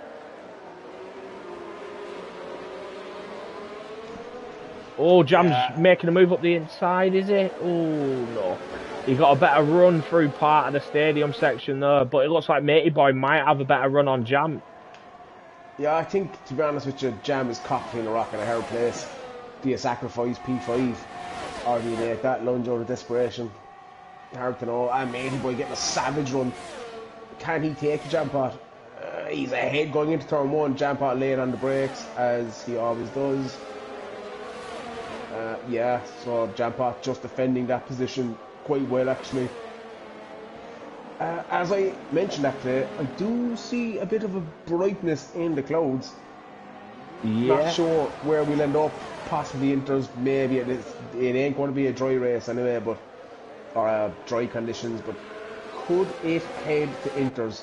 That's the question. Still a lot of standing water and not a dry line from what I can see anyway. Yeah, the rain is still falling at the moment, but I do agree it has definitely brightened up. Oh, it's Jam spun. Oh, wow. The start of the S's, I'm not sure if he tagged the back of Mechanical there, because Mechanical spun as well, and he's lost his wing. Mechanical was in the wall, he's lost his front wing. Dylan is up to P4 now, he got to move on Matey as well. Oh, yeah. That's just... I didn't see that. I didn't see any of that. I was on at the time. Yeah, I was on board with Jam. I'm not sure if he tagged the rear left of Mechanical and the entrance to the S's. I know he spun himself. He didn't look to take any damage. Just had a spin, or half spin, and then obviously as he's got going, I've seen Mechanical dropping down the order as well. Luckman into the pits. Saki up to P6. Mechanical has no front wing, he will have to pit. Yeah. Saki, what a brilliant position he finds himself in. He hasn't stopped and he does have a penalty, but yeah, Jam pot in as well. Not sure if he needed a wing or not, but yeah. Again, we're in that fascinating situation. The top three still have a free pit stop, but as I said before, so with a 3-second penalty. Oh, that plays into Blue's hands. It's killer for Andy Boy, but it plays into Blue's hands quite perfectly, to be honest. But yeah, unfortunate for Osso there. He's still be on the podium at the moment. And to be honest, with 23 seconds to the car in P4, I don't see these lads pitting. Yeah, just reading the comments. T-Bag said Jam won't be going for anything silly. He said he was getting a bit irate, but he's calming down. Unfortunately, they have had a coming together, Jam and Mechanical there. Also saying it's drying up around 10 minutes. Ooh. Could be Inter's, not sure if they get the slicks, but Yeah, yeah, it is not over yet. As Kane Lowry's had a moment in the S's as well. A number of cars going past him. There's still 19 laps to go, so that could change things big time. Yeah, just coming up to half race distance here. And the rain is noticeably lighter. The thing is, do guys go on Inters then slicks? Do you hold out for the slicks? Do you go on the Inters and hold it out to the end? As you know yourself, you can use Inters on a dry track or a dry-in track as such. Yeah, it's a difficult decision to make. It depends on how quick it clears, whether there's a safety car. Depends on the tyre wear of these tyres at the moment as well. These back into the pits. Is he taking a risk? Is he going for Inters? He is going for Inters. Luckman's also got Inters on. And he's serving his penalty as well. Not sure why he got a penalty, but he is serving something anyway. And I think he's about to be lapped. And unfortunately for Jampa, the car in front of him is mechanical. There you go. Yeah. He is 22 or 3 seconds behind, but yeah. It looks a little wet for the Inters, but that's what I just want to see how the Inters perform. Now we're talking about it potentially looking like it's drying up. It looks like the falling rain. Oh wait, no, it's not stopped. It depends which camera you're in. Yeah. Yellow flag in sector 2. Not too sure what's going on there.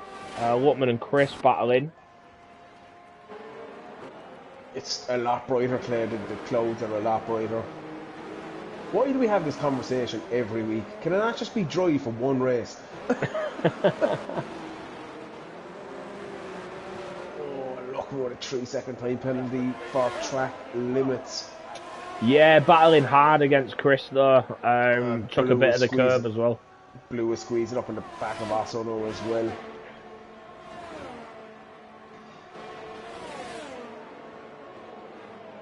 We've got Bark and the Terriers fighting into turn 1.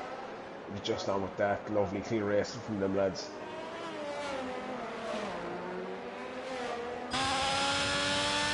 Yeah, you can see how much the non-track users is struggling in the rain. Very, very difficult. Yeah, the gap is pulled there out of turn 2. Oh, Blue's got Osso's into the pits. Ooh. As we said, he does have that free stop. Will he go with Inters? This could be a potentially race-winning moment, and this could be do what the others don't or do what they do. What will Andy do and what will Blue do? He's got the Inters. He's gone for the Inters. I think this is on Andy. If Andy comes in here on a safety car could change everything. We got yellow flags in sector 2. That is gain for his car. Could that be a safety car? No, it's not. We're back on green flags again. Dylan's in, Matey Boy's in. Right, a couple of the lads now deciding to pit. Hound's in. This could change things big time. It is noticeably drier. They're in and around that pit stop window anyway, so it'd be interesting to see if Andy pits here. And also is closing that. Could also have played a blinder here. Ooh, Chris. And Gameful, yeah. Didn't see that. 5-second penalty for a severe collision with Gameful. It looks like he's hit him going into the pits. So Osso's took 2 temps out of the guys in front, 3 temps, 4 temps on his outlap on these Inters. So I think it's definitely intermediate times. And he's struggling, and he has come into the pits. Tried to do the fake on Blue there. Let's hope he doesn't get a penalty, and he doesn't. Blue also slowing up. Can also get close enough. You know what? I don't think he's a million miles away from this, Clay. It's going to be interesting. He's just coming through that stadium section now. Final corner. He's going to come out ahead. Absolutely. I'd be surprised. He needs to get that ERS on. Smash it now. Yeah, it's close. It's going to be close. Oh, he's got it. No, he's not. But he has got ahead of Blue. Does he have the run into turn 1 on Andy? He possibly does. It's going to be tight. Oh, no. He goes deep, and He's got it! He's got it! Oh, wow! Where is the ozone now? Wow. What a race from Osso. Oh, unbelievable. Oh, that was insane. That decision to pit as well just sort of came out of nowhere. Obviously, these guys can feel the track conditions. They know it's drying up. We got Nerf Pack up to P4, but he's still on the wet tyres. And he has a bit of wheel banging with Dylan as well, which will help Matey boy.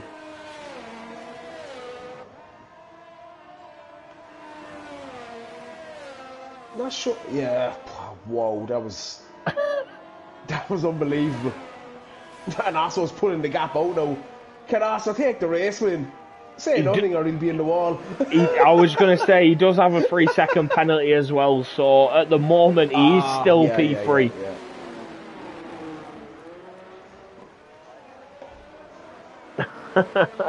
You know what, if I'm Osso, considering the season I've had, I'm saying nothing. If the win is there, the win is there. If not, it's a podium. As Osso sets the fastest lap. Matey boy making a past Dylan and having a look at Northpack, who was... Oh, Dylan goes... takes a very strange line into turn 14, I believe it is. Yeah, Northpack struggling on them wets big time. Dylan goes up the inside into the last corner, which is absolutely stupid. Makes contact with Northpack. I was just going to call him Noofpack, but yeah, here we are. I spoke to Dylan today. Bowl boy. And Matey has a look into turn 1. Yeah, has he got the run? No, he's still sat in behind him. Brad setting the fastest lap now. Yeah, I'm going to be honest. If Matey boy is listening, Multi 21. Nothing crazy. You're in P5. It's good for the constructors. Stay where you are. Yeah, Dylan also having a penalty at the moment. Yeah. So he will take P4 as it stands. Yeah, and I think a podium is out of reach as well. And Matey does have 2.6 seconds to Saki behind, so I think he just needs to sit there, nothing crazy, see how he end up. It's a remarkable drive from Saki to be up in P6, to be fair to him. Yeah, brilliant call as well, staying out on them wets until the point he has. And, you know, pitting, he's now on fresher inters than the guys in front of him. Brilliant call there from Saki, to be honest. Just looking at the chat, we got Nikki in the chat, don't mess it up, Osso.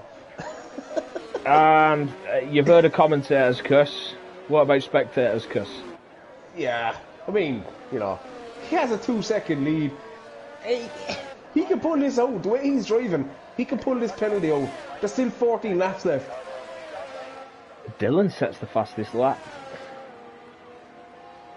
And he has closed the gap to Blue by half a second this lap. I know it's still 26 seconds, it is a lot. I think, if I'm honest, the safety car will make things really interesting now. Yeah, definitely. 100%. Nerf Pack's not in too bad a position as well, because all the guys in front of him, the five drivers back. Osso's in the wall, he's gone! Oh, fucking hell!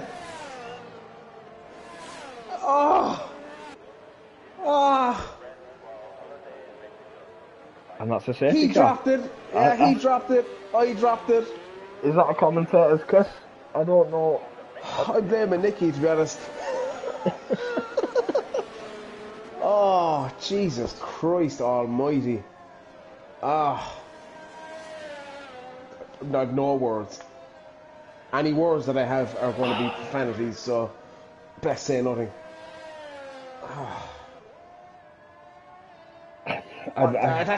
That's heartbreak for us. I'm stood in the front room with my hands on my head. I don't know. There's not a lot I can say. We've got Saki in P5. Like, as Cammy says, the favourite left bomb. Honest to God, I feel so bad for us. So I really do. I really, really do. It's a shame. It's a shame. You know, when it rains, it pours. He's had quite a bit of bad luck over the past few seasons. Dylan into the pits. That's hardly for slicks. And if it is, he's made a mistake, and if it's not, he's made a mistake as well. What is he putting on? I can't see. He needs a wing. Yeah, front wing and another fresh set of inters. Saki up to P4 now. As we've got Andy and Blue currently on the back of the safety car, just chilling, waiting for everyone else to catch up. Yeah, I think the first safety car has screwed Andy, to be honest. You know, considering where he was. The second one maybe puts him in a position to take P1, but I think where he was after the first safety car with Blue down in P6 was a lot more preferable than the position he's in now. And this may be up into P3 as well, Clay. And 1, 2, 3, 4, 5, 6, 7, 8 drivers out of the 9 behind him on penalties. We spoke about Matey Boy and his pace. He's in a podium position at the minute.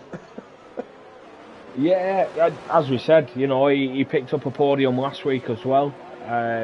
He seems to be improving week on week. Middle of the season sort of turned it round a bit, started getting into the top 10, and then the P5, P4, P3 last week. Let's see what he can do this week. Yeah, do you know what? I think since Cammy nominated me as team principal, Matey has had a remarkable show of results, so I'm going to take the credit on that, to be honest. To be perfectly honest, it could be that the other 19 drivers in the race have the stream on, and they just hear you screaming multi 21 down their ears.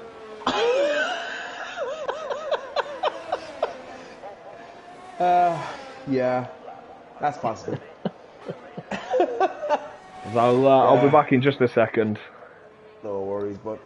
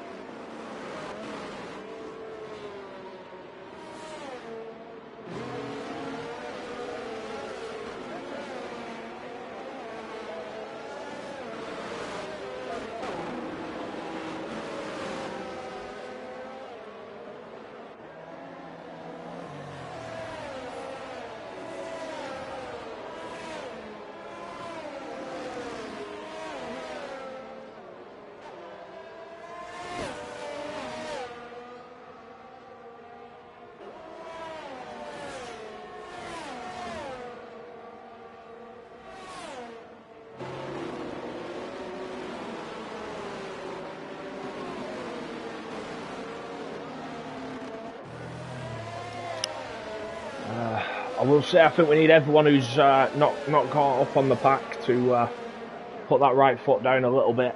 You know, we're coming up to the IRL race time shortly. 11 laps to go.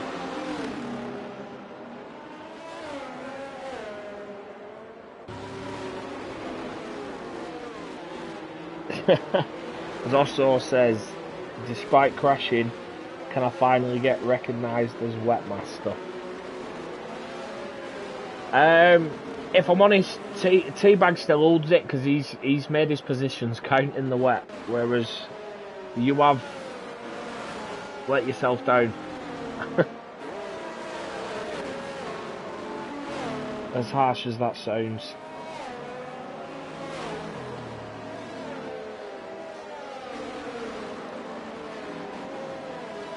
As the safety car will be in this lap. Oh, yeah, it's dry now as well. It's not raining anymore, Clay. It is on my screen. It does look to be drying, but it does... yeah, it is still raining a bit. Could we see another bit of excitement? Well, you know how Tier 3 likes to cut it. Blue is sticking to the back of Andy here, and he does look to have got a better start, that, to be fair to him. Yeah, he's getting a flyer, as has Matey. A lot of cars having a look behind, as we are 4 wide at the minute. Oh, wow.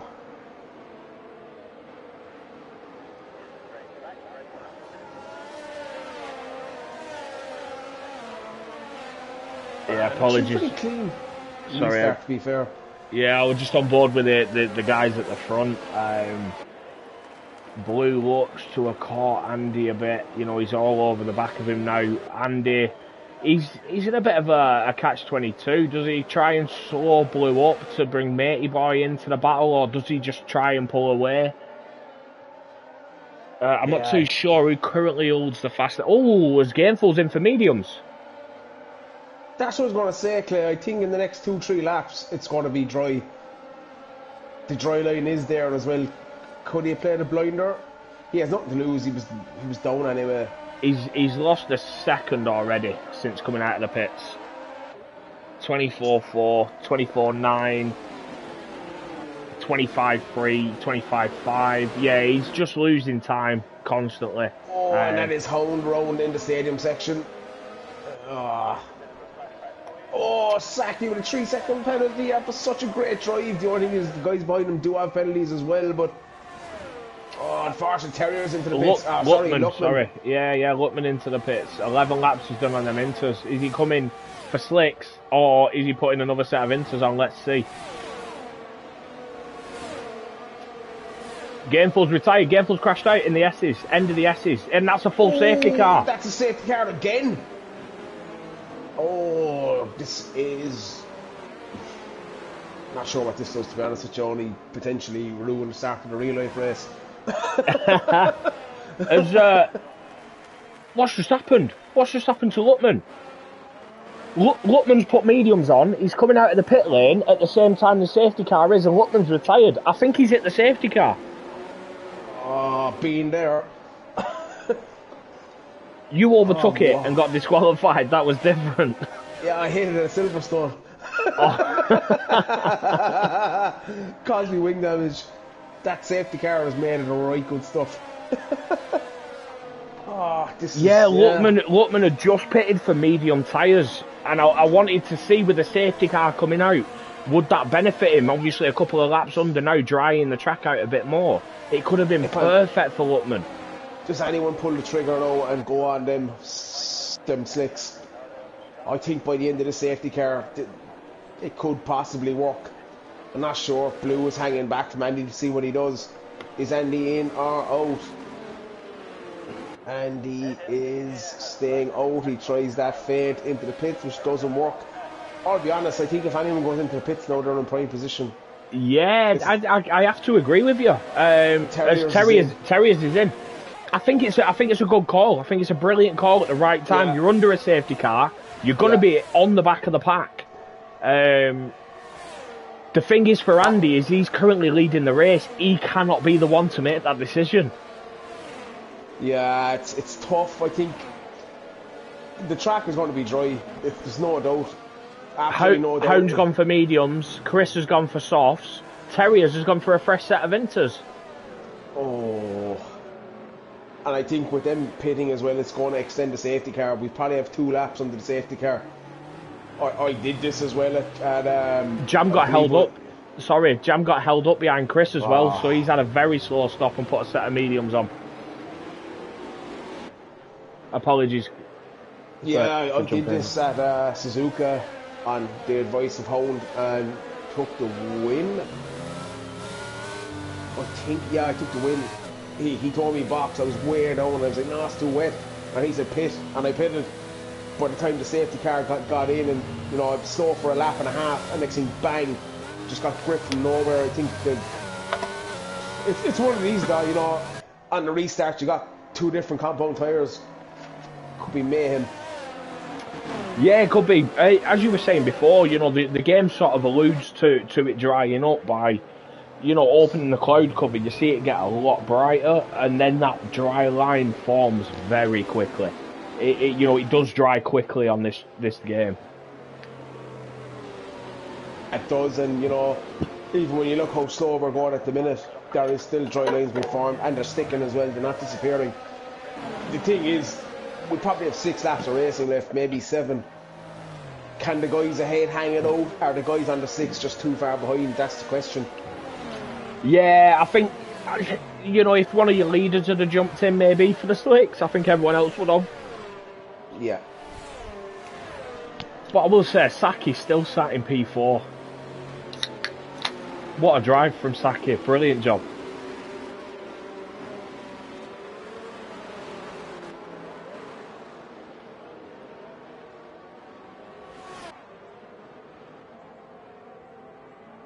He's got 2 guys behind him just on with penalties as well. Let's have a quick look at the penalties. Oh, I didn't realise Saki had 6. I thought he had 3. So 6 seconds for Saki, 6 for Brad, 6 for Dylan, 3 for Mechanical, 6 for Hound, 6 for Terriers, and 3 for Chris as well.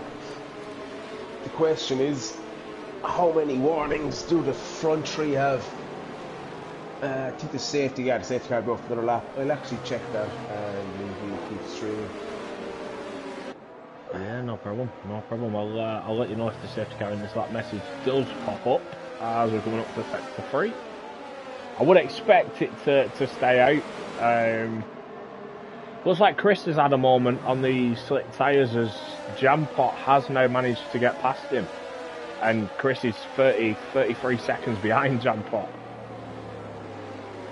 And Chris has picked up a 5-second penalty for corner cutting. Yeah, so at the minute, Matey Boy has 2 track limit warnings, and Andy Boy has 1 only. At the minute, as Blue has 1 as well. Just gotta get the numbers. See, yeah, so Matey Boy, another track limit warning, another track limit will give him a penalty, so he's not going to want that. Andy and Blue only have 1 each with probably 5 laps to go realistically. Yeah, to be honest, mate, he's not in too bad a position because he's got 3 guys behind him on 6 seconds worth of penalties already. Yeah, I think he just needs to hold it. If he loses 1 or 2 positions, he could probably still take that final podium. Chris, what is Chris doing? Yeah, I think Chris is really struggling on these tyres. Tyres on track. Not good at all. No, definitely not. Definitely not. You know, he was in 14th, was still in a point scoring position. But yeah, he came out. Obviously, Jampot got held up behind him in the pit stop, and then all of a sudden Chris was 33 seconds behind Jam, so I'm not too sure if there's an incident there. And then Chris did pick up a 5-second penalty for corner cutting at turn 3. Yeah. Oh, Jampot span around as well. Not sure if it is dry tyre time yet, but that will happen over the next 2 laps. Will the safety car come in? Jam is still hanging back, but there's only 6 laps left. He's not far behind. I would expect to see him. It is in. Yeah, it is in. And now Andy for the 3rd time back to the pack up. Oh, I do. It's such a hard one because I think at the minute they'll struggle. Hound and Jampot might struggle for a lap or 2, and then they'll just find ultimate amounts of grip. I think, might be wrong, but from experience, this track gets dry really quick. As Andy Boy gets another great safety car restart. Yeah, a couple of the guys behind were slowing in the wrong place. Terriers seems to have had an incident out of that final corner.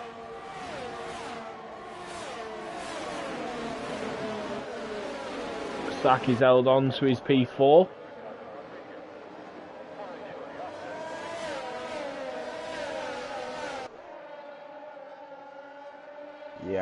think Jampot's struggling big time here at the moment.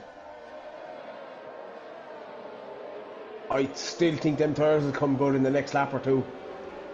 And that's it. When it does hit a dry line, them tyres are going to be so much faster than the Inters. That you know, maybe the time they lose now, they'll make back up, but I don't think they're going to be anywhere near a shout for a win. Yeah, the thing is, can you get past? That's the question. Well, if they're getting a better run out of some of the corners onto the straights, you know, regardless of having to move into the wet. Oh, Andy seems to be struggling in sector 3. He's under savage pressure. I don't think Blue needs to do anything stupid here. You know, it's not a win, but at the moment, it's another race off, and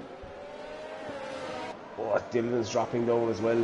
Yeah, Saki's just been overtaken by Brad and Dylan. I think they were going 3 wide through the stadium section there, which isn't advisable. No, definitely not.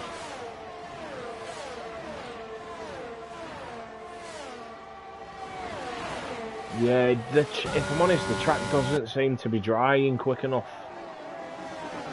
Yeah, it's a bit strange, isn't it? Matey doing quite well actually to stay on the back of Blue.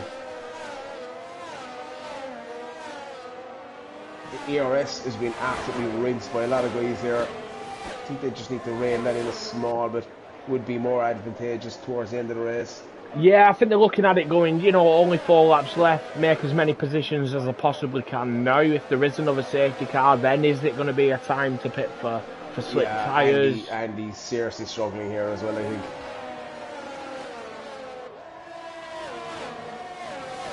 Yeah, just on board with Blue. Blue seems in control here. Seems to have this race. I wouldn't say in the bag, as we know Andy's got pace. But Blue has the RS on Andy. Oh. He seems to have the pace on him as well. Yeah, Matey going deep there as well as Brad has a look. As does Dylan, as does Saki. I think there's a collision inevitable. That track is pretty dry, Claire. And we see the fastest lap just tumbling down the order. Brad's into the pits.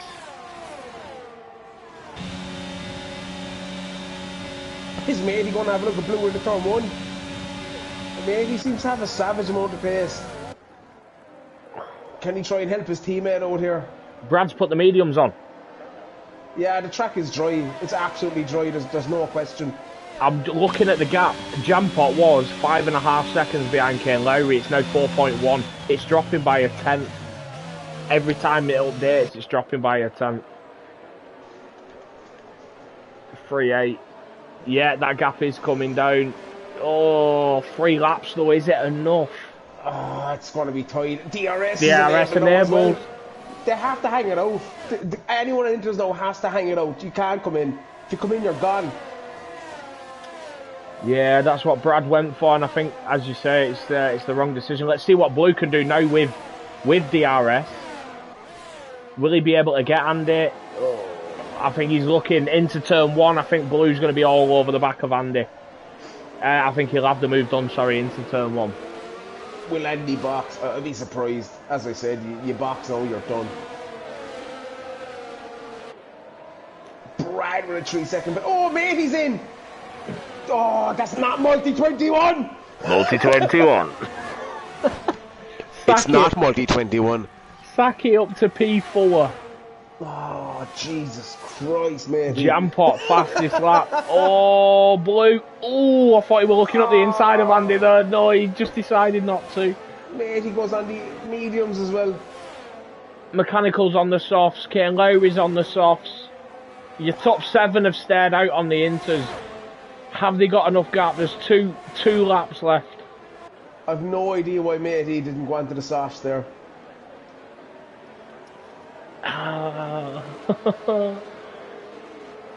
He just had to stay where he was. Only a couple of laps. I think he's thrown away a podium, to be honest.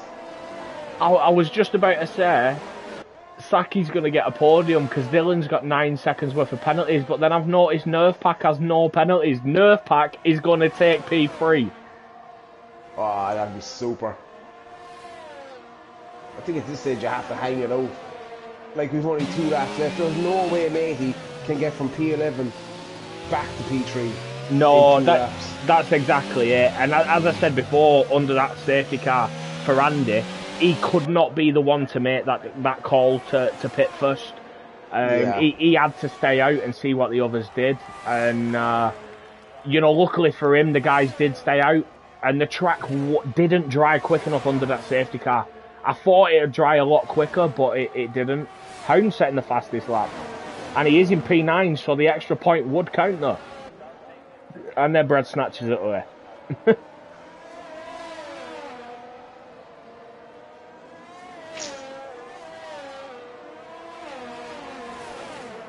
Blue is definitely keeping Andy honest here for this last 2 laps.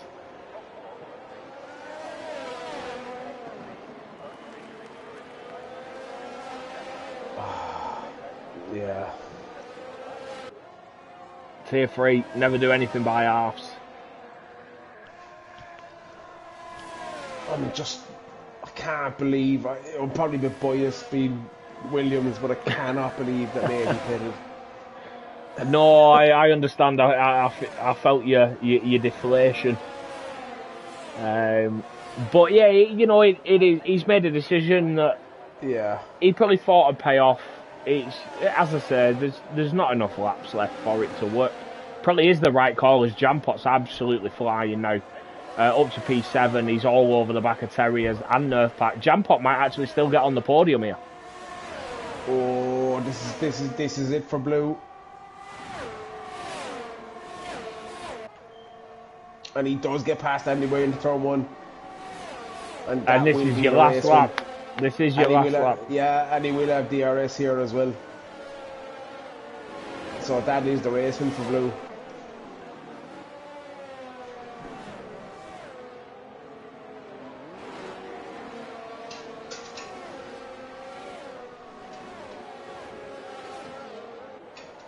Has Andy got anything left? He's low on his ERS. They're both similar. He will have 1 squirt of DRS between sector 2 and 3. Will it be enough? I don't think it is. He seems to be dropping off Blue now. 9 tenths, 8 tenths. You know what, Clay? Matey Boy is actually going to jump quite a bit here with penalties, but yeah. I'm going to jump on the battle with, if I'm honest, I was just going to say Jam and Nerfpack. Part of me wants Nerfpack to take this podium, but Jam's got him. It looks like Hound's going to get him as well. Yeah, it'll be mighty for Nerfpack if he can do it. I think he's kept P4. He has. He has. So Jampot managing to get back onto the podium after being held up behind Chris as well. So I'd say he lost around 5 seconds in that pit stop. If he'd have had a better pit stop, or, you know, he could have been up there battling for the lead. So it was very close to being the right call there from Jampot. Yeah. If I'm honest, I think we need to cut this short to make start of the real race. Yeah, thank you everyone for tuning in. Join us next week. Bye.